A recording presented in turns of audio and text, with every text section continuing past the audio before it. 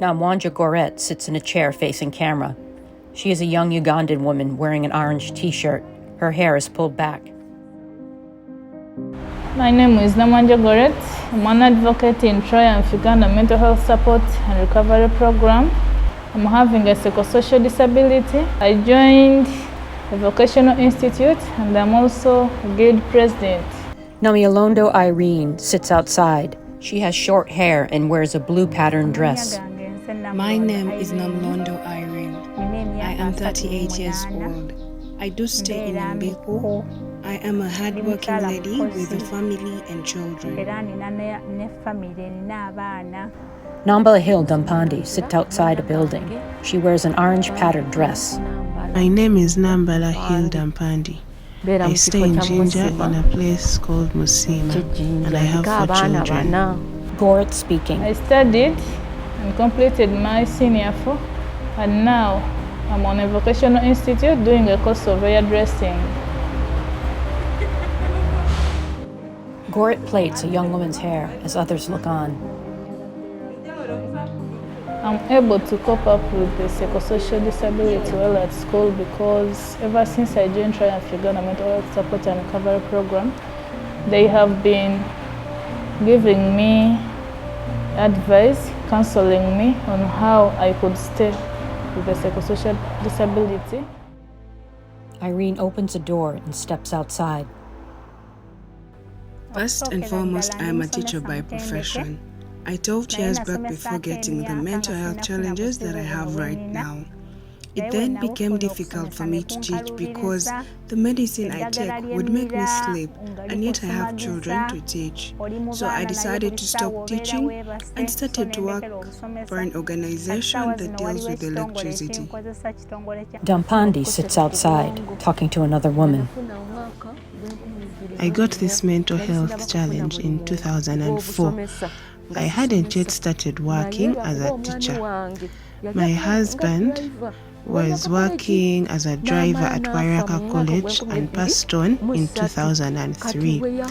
The workers at the college created for me the opportunity to work as a tea lady. And as I served the teachers, that is when I got the mental health challenge. Goret speaking. Because at school I'm the only person having psychosocial disability, I know how to control myself, what I should do and what I should not, because now I've taken a long time with it and I know the signs. Irene sits outside on a porch. 2 others join her with plates of food. I work as a house cleaner. In case there are visitors that have come, I wash for them, mop, iron their clothes. That is it basically. Goret walks outside with another woman. There is a day I was ill and I had not told my doormates that I'm having a psychosocial disability. And I was not okay. Some just laughed at me as they thought that they are ghosts, what? But after I told everyone about psychosocial disability, others thought that it can be spread and they couldn't come near me. And I explained to them everything about psychosocial disability since I had learned much from Triumph Uganda Mental Health Support and Recovery Program. Dampandi walks back inside with the other woman. But I have challenges with my daughter Adonai Jen Mpandi, who has challenges in her mental health. But because I went through such a phase, I try my best to help control some situations that she experiences. I usually encourage her to keep at home and not to talk too much if possible. Irene speaking. When I used to teach, I faced a lot of challenges. I had to make the scheme of work, lesson plan daily, and also to be with the children. Due to the medication, I would sleep. But when I changed the job, there was minimum supervision. I am not working with many people, so it is easier for me. When I arrive, I wash if there are clothes to be washed, mop, then iron, and finally head back home. Video of someone mopping and ironing. Video of school desks.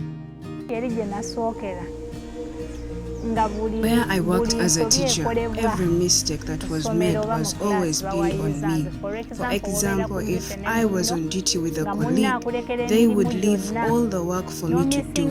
And if I missed out on doing some of the work, I was reported and accused. In class, we were usually 3 teachers, but due to the sleeping issue, my other colleagues wouldn't understand, so they would report me to the head teacher, and he would complain as well as threaten to fire me.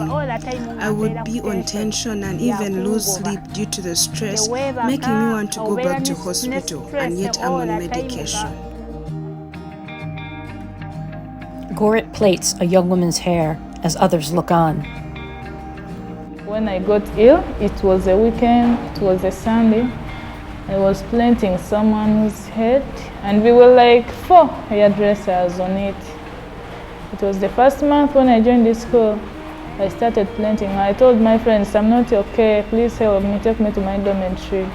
I fell down, knocked my head on the stone. I told them, help me. There I could talk. I was having some energy. I wanted even to walk, but another one, the one who was moving on a wheelchair, she's again the one who came and helped me. The others, they were just laughing at me. Dampandi speaking. I gained the courage to speak up. I have a mom in Mbiko called Rachel Namuwaya. She encouraged me not to despise myself because this is almost like any other disease. Also, Mami Robina gave me psychosocial support and said that I will still be able to work despite the mental health challenge. With time, I was able to start up the school called Sita Nest. Swirling images on a blackboard, a close-up of chalk. I was in shock because I couldn't believe that something good would come out of me, all thanks to my mothers.